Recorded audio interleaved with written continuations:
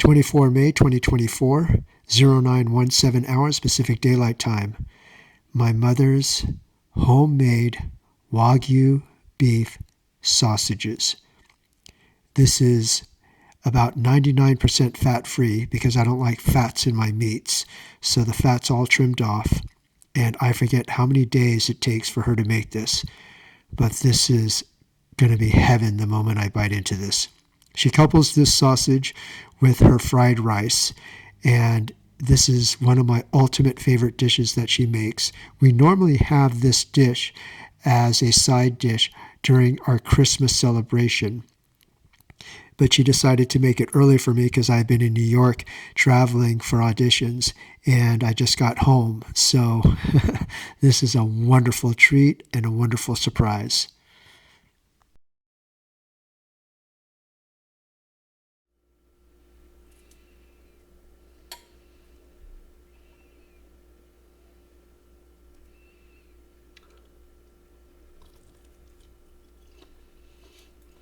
Mmm.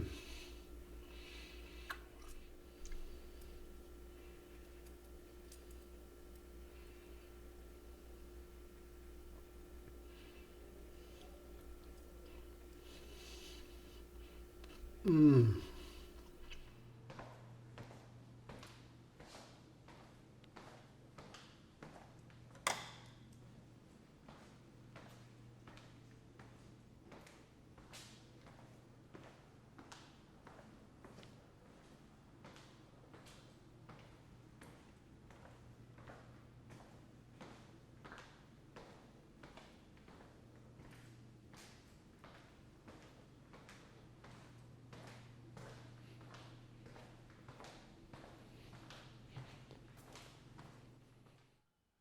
23 May 2024, 1100 hours Pacific Daylight Time. It's Friday morning and I'm getting ready to head out to the tennis courts. But before I head out to the tennis courts, I wanted to make this short video for you to show you the recent updates I made to my REV1 e-bike. The two newest items to my REV1 e-bike is this rear rack bag, which I call a boot, and this pannier bag, which I call a saddle bag. The saddle bag contains dry clothes for me to change into after my tennis workout. And this boot contains my Insta360 X4 camera, a tripod, as well as my Rode wireless ME microphones, and a fire retardant blanket to extinguish possible fires. In the event that this battery happens to explode, I can wrap the fire retardant blanket over the battery and it will extinguish the fire. At least that's the plan. I don't know if it works. I never had that experience before. So these two are the newest items that I took possession and custody of about the 18th of May 2024 for my REV1 e-bike. A new item that I put on my REV1 e-bike, which is an item I bought last year for my Peugeot aluminum 12-speed racing bike, is this case here. And I call this the bonnet.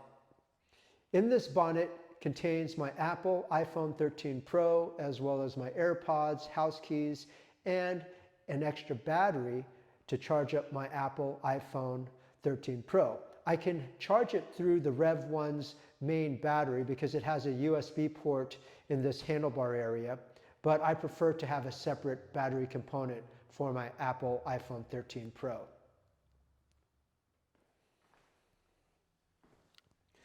Moving to the handlebar area. I didn't purchase anything new recently for the handlebar area, but I did redesign it. And in the past, these mirrors were protruding over the handlebar, and also this bracket, this camera bracket, was also above and out on the handlebar for my Insta360 X4 camera. Now the mirrors are pointed downward and it increases my visibility. I thought it would impede my visibility, but it's actually better downward for me. And also this X4 camera bracket is now facing downward. And the reason I did that is because I miss the clean look of the handlebar. With all the stuff protruding out of it, including a bracket for my Apple iPhone 13 Pro, it just kind of got too busy, and also it just took away the lines of the handlebar, which I really like. So now I have the look that I like and want by putting everything downward, and it's a much cleaner look for me. I also made adjustments to the Insta360X4's invisible selfie stick. I realigned it, and now when the bike is in its proper stand-up position while I ride it, the invisible selfie stick is properly situated in order to catch the 6 o'clock position of my ride.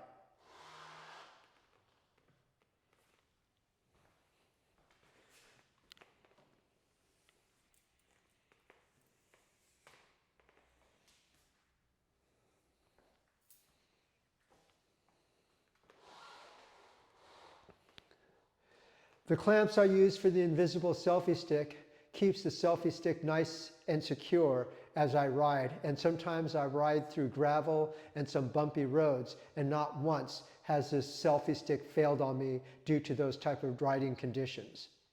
In my previous video, I mentioned that this ROCKBROS or Rock Brothers boot would not fit on the REV1's rear storage rack.